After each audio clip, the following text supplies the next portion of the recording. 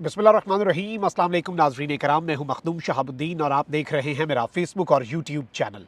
उम्मीद करता हूं आप सब लोग बखैर आफियत होंगे और जहां भी होंगे अपने अहले खाना समेत खुश भी होंगे और महफूज भी।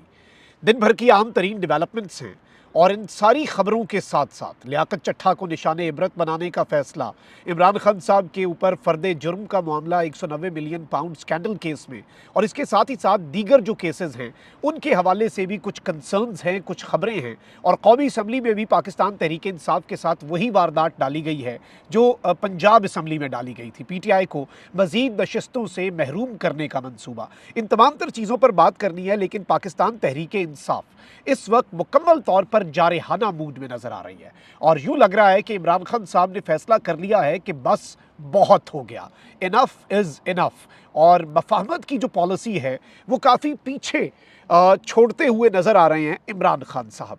लेकिन इस सब में मामला इतना सादा नहीं है। एक जानिब तो ताकतवर हलकों के लिए, पाकिस्तान की मुक्तदरा के लिए, चाहे वो पाकिस्तान की मिलिट्री इस्टेब्लिशमेंट हो या वो पाकिस्तान की जुडिशल इस्टेब्लिशमेंट हो, अब एक बहुत बड़ा इम्तिहान सर पर आन पड़ा है। और लेटेस्ट जो हैपनिंग्स हुई हैं उनसे ऑल्दो ये एक तासुर जा रहा है कि पाकिस्तान तहरीक इंसाफ ने अब खुलकर इस्टेब्लिशमेंट को भी और पाकिस्तान की जुडिशरी को भी, दोनों को टफ टाइम देने का फैसला कर लिया है। लेकिन मामला इतना सादा नहीं है और हकीकत जो है उसे ज़रा समझने की भी कोशिश करेंगे, क्योंकि आई डोंट थिंक, और आपको भी यही लगता है कि इमरान खान साहब कभी भी एंटी स्टेट या एंटी पाकिस्तान सरगर्मियाँ जो हैं या फिर इक़दामात जो हैं उन्हें कभी भी उनकी मंजूरी नहीं देंगे।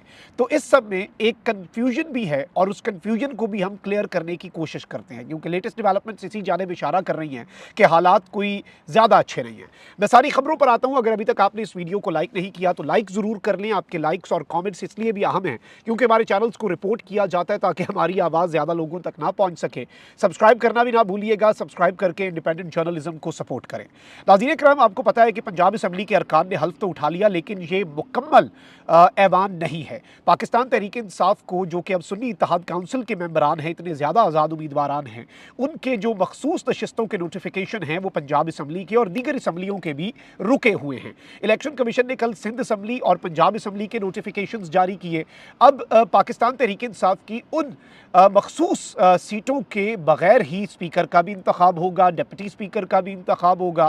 फिर उसके बाद जो लीडर ऑफ द हाउस होंगी मरियम नवाज और मियां असलम इकबाल, उस मुकाबले में भी PTI की उन सीटों पर अभी फैसला होना है और हुकूमत साजियाँ हो रही हैं। ऐवान मुकम्मल नहीं है और हुकूमतें बन रही हैं। अब कौमी असम्बली में भी उसी तर्ज की वारदात डाली गई है। इलेक्शन कमीशन ने कौमी असम्बली की 60 में से खवातीन की 38 मखसूस नशिस्तों के नोटिफिकेशन जारी किए हैं और ये इसलिए बाकी क्यों नहीं जारी किए। बाकी 22 सीटें जो हैं कौमी असम्बली में वो सुन्नी इत्तेहाद काउंसिल यानी कि पाकिस्तान तहरीक इंसाफ की बनती हैं।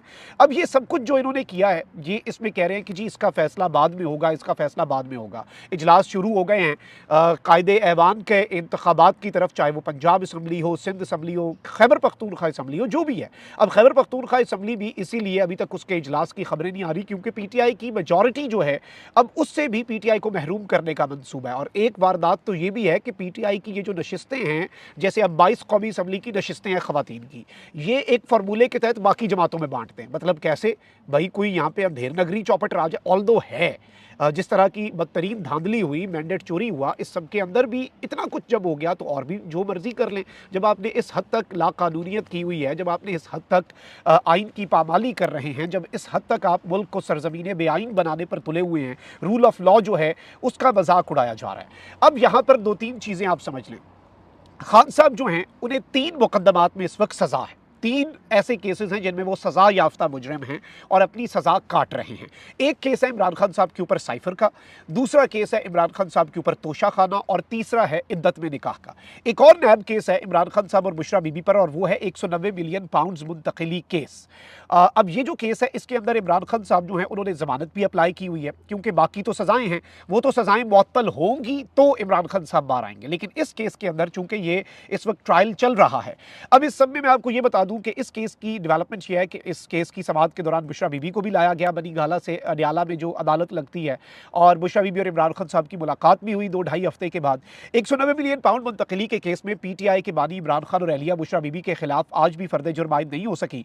रावलपिंडी की अडयाला जेल में एहतसाब अदालत के जज नासिर जावेद राना ने केस की समाअत की। जो एहतसाब अदालत के जज मोहम्मद बशीर साहब हैं, जो कि मार्च में रिटायर हो रहे हैं, उन्हें OSD कर दिया गया है और उसके अलावा अगर हम बात करें इनकी के नए जज साहब जो आए हैं, अब इन्होंने बेसिकली केसेस सुनाने, इससे पहले एक ही एहतसाब अदालत के जज थे मोहम्मद बशीर, और उन्हें अब ओएसडी कर दिया टिल हिज रिटायरमेंट, कुछ ही दिन रह गए हैं और नए जज साहब ने बात संभाल लिया हुआ है। बानी पीटीआई इमरान खान और बुशरा बीबी को अदालत में पेश किया गया। केस की समाअत के मौके पर बानी पीटीआई की कमरा अदालत में 2.5 हफ्ते बाद बुशरा बीबी साहिबा से मुलाकात भी हुई और बानी पीटीआई ने अदालत से अहलिया से मुलाकात की दरख्वास्त भी की, जिसे मंजूर भी किया गया। दौरान समाअत बानी पीटीआई इमरान खान साहब रोस्टरम पर आए और उन्होंने कहा कि उनके मामलात हैं ये सारी चीज़ें, और इस सब के अंदर मैं आपको ये बता दूं कि इमरान खान और बुशरा बीबी के जो वकला हैं उन्होंने रेफरेंस की नकूल फराहम करने की दरख्वास्त की। अदालत ने 190 मिलियन पाउंड रेफरेंस में फ़र्द जुर्म की कार्रवाई के लिए 27 फरवरी की तारीख मुकर्रर कर दी है। इससे भी आप अंदाज़ा कर सकते हैं, इससे भी आप समझ सकते हैं इस नुक्ते को, इस बात को कि ये किस तरफ को जा रहे हैं, और इन्होंने जल्दी जल्दी अब इस केस में भी सज़ा सुनानी है। सदर मुमलिकत आरिफ अलवी से भी जल्द अज जल्द छुटकारा हासिल ये करना चाहते हैं, क्योंकि सदर के हाथ में एक हथियार है और वो है इमरान खान साहब की तमाम तर सज़ाओं को ख़त्म करने का। विदाउट एनी रीज़न किसी भी अदालत, चाहे वो सुप्रीम कोर्ट है, उसके तक सज़ा और फैसले को मुअत्तल कर सकते हैं किसी कमीशन, किसी ट्रिब्यूनल, और सदर के पास ये इख्तियार है। और सदर साहब जब लाहौर गए और लाहौर में उन्होंने हामिद खान साहब से मुलाकात की, जो कि इमरान खान साहब की लीगल टीम के सरबराह हैं, उनसे इस मुलाकात ने मजीद इस जानिब इशारा किया कि शायद सदर साहब जाते जाते एक सरप्राइज़ दे सकते हैं। अब एक तरफ तो इक़्तिदार के भूखे जो हैं वो अपनी बंदर बांट कर रहे हैं। अब आप यही देख लें कि MKM ने मुस्लिम लीग नून से कहा है कि हमने इस तरह से आपकी हिमायत नहीं करनी, ऑल्दो हमें जिन्होंने सीटें दी हैं उन्होंने ही हमें आपके पास भेजा, और हम आपके पास आने से पहले ही हम फैसला ये ऐलान करके आए थे कि हमने इत्तेहाद करना है। मतलब फिर मुलाकात का भी फ़ायदा वो सिर्फ जिसे कहते हैं गोंगलुआ तो मिट्टी लाना। लेकिन इस सब में मैं आपको ये बता दूं कि MKM ने मुस्लिम लीग नून से पावर शेयरिंग का फार्मूला तय करने का मुतालबा कर दिया है। MKM ने मॉडल टाउन लाहौर में नून लीग और PP इत्तेहाद के नामजद वज़ीर आज़म शहबाज शरीफ साहब से मुलाकात की, और इसमें इनके सारे लोग मौजूद थे, और इसमें भी कोई फैसला नहीं हो सका। और MKM यही चाह रही है कि जितनी चीज़ें हमारे लिए कन्फर्म हो सकती हैं, जितने फ़ायदे हम ले सकते हैं मैक्सिमम, वो हमने लेने हैं। अब ज़रा आगे बढ़ते हैं। आपको पता है कि लियाकत चट्टा साहब, जो कि जब उन्होंने धांधली का बताया तो वो ज़हनी मरीज़ थे, बाद में उनका बयान, और इमरान खान साहब ने साफ़ियों से गुफ्तगू में आज कहा डयाला जेल में कि उसका सॉफ्टवेयर अपडेट कर दिया गया है। वीको डाला आया, लियाकत चट्टा को उठाकर ले गया और अब उसका सब कुछ ठीक हो गया। लेकिन अब लियाकत चट्टा को निशाने इबरत बनाने का भी फैसला हो गया। साबिक कमिश्नर रावलपिंडी के इंतखाबी धांधली से मुतल्लिक बयान पर तहकीकात के लिए बनने वाली इंक्वायरी कमेटी, जो कि इलेक्शन कमीशन ने बनाई, कि इलेक्शन कमीशन के सरबराह के ऊपर धांधली का इल्ज़ाम है और इलेक्शन कमीशन का सरबराही कमेटी बना रहा है कि इसके ऊपर तहकीकात करो। मतलब ये भी होता है। अच्छा, इस कमेटी ने लियाकत चट्टा के इल्ज़ामात को झूठ करार दे दिया है और तौहीन इलेक्शन कमीशन और क्रिमिनल कार्रवाई की सिफारिश की है। कमेटी ने रिपोर्ट तैयार करके इलेक्शन कमीशन को भिजवा दी है। और इस सब के अंदर ये जो चीज़ है, ये बेसिकली अब लियाकत चट्टा साहब जो है उन्हें निशाने इबरत बनाने का इनका एक बड़ा पक्का मंसूबा है, और लियाकत चट्टा को अब टफ टाइम दिया जाएगा। और एक इन्होंने एग्जाम्पल भी सेट करनी है बाकी ब्यूरोक्रेसी के लिए भी, क्योंकि बहुत से और भी खदशात थे कि बहुत से लोग प्रेस कॉन्फ्रेंसेज इस तरह की कर सकते हैं। अब यहाँ पर नाज़रीन इकराम 2-3 चीज़ें हैं जो आपके सामने मैं रख दूँ। आपने पाकिस्तान तहरीक इंसाफ का, अब आप ये देखें, शेर अफजल मरवत साहब ने पर्सनल कैपेसिटी में 184(3) के तहत सुप्रीम कोर्ट में दरख्वास्त दायर कर दी है कि इलेक्शंस के अंदर इलेक्शंस को कलअदम ना करार दिया जाए, इलेक्शंस की धांधली के ऊपर आप तहकीकात करवाएं। अच्छा, उसके साथ ही साथ हमारे प्यारे काजी फाइज ईसा साहब जो हैं, उन्हें इन्होंने ये कह दिया है कि हमारे प्यारे काजी साहब आप इसके ऊपर तहकीकात करें, फॉर्म 47 जो है उसके अलावा फॉर्म 45 भी देखें, और तमाम तर हुकूमत साजी का जो प्रोसेस है, जब तक ये मामला एक आज़ाद जुडिशल कमीशन में इसकी तहकीकात नहीं होती, कम अज़ कम हुकूमत साजी का प्रोसेस जो है उसे हॉल्ट किया जाए, उसे इसी स्टेप पे रोक दिया जाए, ताकि कल को अगर कुछ ऐसा हो, इंसाफ पर मबनी काम हो, तो फिर ये ना हो कि नजरिया ज़रूरत आपको तराशना पड़ जाए कि नहीं जी अब तो हुकूमत बन गई, अब हम क्या करें। ऑल्दो इन्होंने तब भी कुछ नहीं करना, अब भी कुछ नहीं करना, लेकिन कम अज़ कम ये तो है कि रिकॉर्ड की दुरुस्ती ज़रूरी होती है।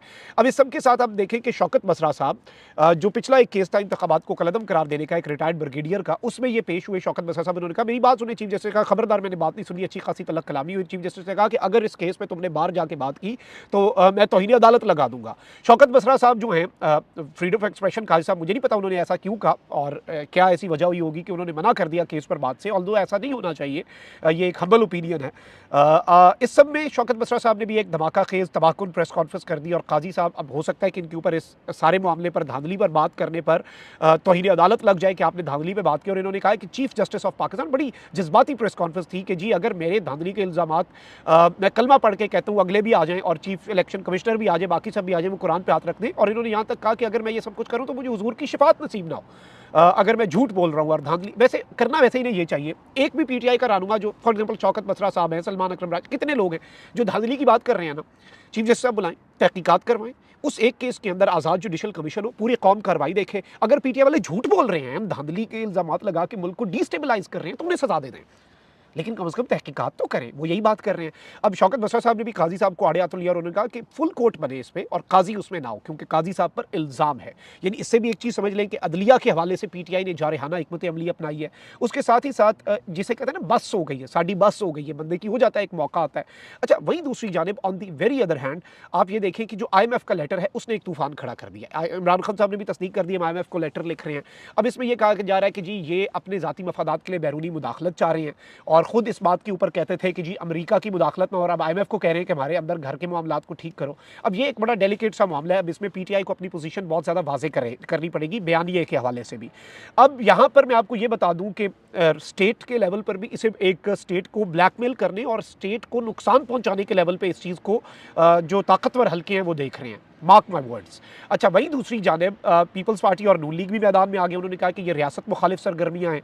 अब इस सब में मिनिस्टर गौर साहब ने बड़ी अहम बात की है और ये इंपॉर्टेंट है क्योंकि इससे तासुर ये मिल रहा है कि पीटीआई जारहाना मूड में जा रही है। लेकिन एक चीज़ आप समझिएगा, जो लोग ये कह रहे हैं कि इमरान खान साहब फुल ऑन वॉर चाह रहे हैं एस्टैब्लिशमेंट के साथ और अदलिया के साथ, ऐसा नहीं है। उसकी वजह मैं आपको बता देता हूँ। एक जानिब तो आप देखिए कि अली अमीन गंडापुर साहब ने भी कहा कि हमारी एस्टैब्लिशमेंट से कोई, और जो जहाँ पर एस्टैब्लिशमेंट के हवाले से रीजनेबल स्टेटमेंट्स देनी होती है पीटीआई देती है, एक पॉजिटिव मैसेज देती है, एक साइड सॉफ्ट साइड जो है वो अपनी दिखाती है। अब मिनिस्टर गौर साहब ने भी स्टेटमेंट दी है। इन्होंने कहा कि पीटीआई का कोई भी कदम रियासत, अवाम और जमहूरियत मुखालिफ नहीं होगा। हम जमहूरियत के लिए लड़ रहे हैं। पीटीआई ऐसा कोई काम नहीं करेगी जिसका पाकिस्तान की रियासत को या पाकिस्तान की सियासत को या पाकिस्तान की मईशत को, इन तीनों चीज़ों को नुकसान हो। और ये इन्होंने IMF के जो ख़त का मामला है उसके कॉन्टेक्स्ट में इन्होंने ये बात फरमाई है, तो ये और ज़्यादा अहम हो जाती है। आप ज़रा इस नुक्ते को समझें। तो मैं ज़ाती तौर पर यह समझता हूँ कि पीटीआई ने इस सब के अंदर रियासत के साथ पीटीआई को लड़वाने का जो प्लान है, और ये जो आग लगाने वाले, तीली लगाने वाले नून लीग और पीपल्स पार्टी वाले हर रहनुमा स्टेटमेंट्स दे रहे हैं, उनके लिए ये स्टेटमेंट काफ़ी, और अभी मजीद वाज़ेह हो जाएगा जब ये खत लिखा जाएगा। लेट्स सी खत के मदरजात क्या होते हैं। क्या पीटीआई, ये तो जारी बात है ना, पीटीआई ये कह दे कि पाकिस्तान के पैसे रोक दो। अब ये चीज़ नहीं है, और आई डोंट थिंक कि पीटीआई ऐसा करेगी कि वो कहे कि रियासत पाकिस्तान को नुकसान। अगर यही होता तो IMF का वफ़द ज़मान पार्क में इमरान खान के पास गया था उस वक्त पे, जब आपने कहा था इमरान खान का कोई फ्यूचर नहीं। IMF ने ये वाज़ेह कर दिया था कि इमरान खान से हमने बात करनी है, और इमरान खान ने मुल्क के और रियासत के वसी तर मफाद में अपनी सियासत को पीछे रख के कहा कि नहीं जी आप IMF का प्रोग्राम चलाएं। और उसके अंदर भी यही बात हुई थी और ये सारे मामला, और IMF ने यकीन दहानी करवाई थी इंतखाबात के हवाले से, जो इमरान खान साहब के साथ ज़मान पार्क में मीटिंग हुई थी। और उस वक्त अगर खान साहब ने अपनी सियासत को पीछे करके रियासत को बचाया था और रियासत के इंटरेस्ट को देखा था, तो आई थिंक कि आज भी इमरान खान साहब ऐसा नहीं करेंगे, क्योंकि ट्रैक रिकॉर्ड है। तो let's see how things unfold. लेकिन ये एक चीज़ थी जो आपके सामने रखना ज़रूरी थी, क्योंकि तासुर ये बन रहा है कि पीटीआई ने कश्तियाँ जला दी। पीटीआई टफ टाइम ज़रूर देगी, जहाँ पर पीटीआई की बस भी हो रही है, लेकिन इस सब के अंदर पीटीआई खुलकर ना पाकिस्तान की मिलिट्री एस्टैब्लिशमेंट से वॉर करना चाह रही है, ना जुडिशल एस्टैब्लिशमेंट से, और ना ही स्टेट ऑफ पाकिस्तान को इस सब के अंदर अपनी सियासत के लिए कोई नुकसान पहुंचाना चाह रही है। अब इसमें जो मर्जी ये स्पिन डॉक्टर्स जो हैं वो बैठ के बयानियां बनाएं, जो करें वो उनकी मर्जी। अपना बहुत ख्याल रखें। अल्लाह निगहबान। पाकिस्तान जिंदाबाद।